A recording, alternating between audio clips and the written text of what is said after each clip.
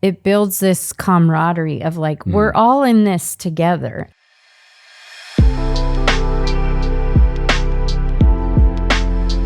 Think about that compared to our normal, the Kunkel family, how we've had to figure out, through the years, of course, when the kids were little, it looked different. And we talked about that on the work podcast, just how you can start the little ones pitching in. But to now where our kids are big, and so dinner is cooked and we all sit down and then cleanup happens. And so one or two kids are on the dishes. Another kid is on wiping down the table, vacuuming the floor. Another kid's on taking out all the trash. Another kid's on putting the leftovers away in the Tupperware. And we break up all the work. And everyone pitches in. There's a sense of obligation, especially if mom or dad or older sister, whoever, put a lot of hard work into preparing that meal that everyone is benefiting from. Yeah. Right. Then the obligation that we feel to that person is a good thing. And when you feel that strong obligation, and then it results in, okay, hey, you cooked, Mom. Sit there, relax, enjoy your glass of wine. We're all going to clean up because you just served us. Now it motivates us to want to serve you. Well, yeah, that's it. It builds this camaraderie of like, we're all in this together. And so mom or dad, or mom and one of the siblings, or dad and one of the siblings did all the work to prepare. So like you said, in our family, if you cooked it, then for most times, there are exceptions, you won't have to clean. And then everyone else picks that up because that's you thought of me, now I think of you.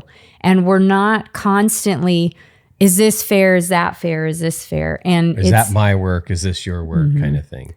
And I think, you, as you were kind of giving those examples, or kind of taking this idea to its logical conclusion and giving the examples, it also struck me that it's just completely impractical to try and outline whose work is what, in addition to being a way to breed selfishness. Yeah, because there's just too many community spaces in a home. There's just too many things that all of us use. The living room, the kitchen table, the bathrooms, the walkways, all of that. And so do you teach your kids only do for yourself and don't think about anyone else but yourself? Or do you teach kids, hey, we all use this space, so let's all take care of it? And which one, even just without going to the scriptures, which one makes sense of reality, and whether you want to admit it or not, brings about a harmony in living together?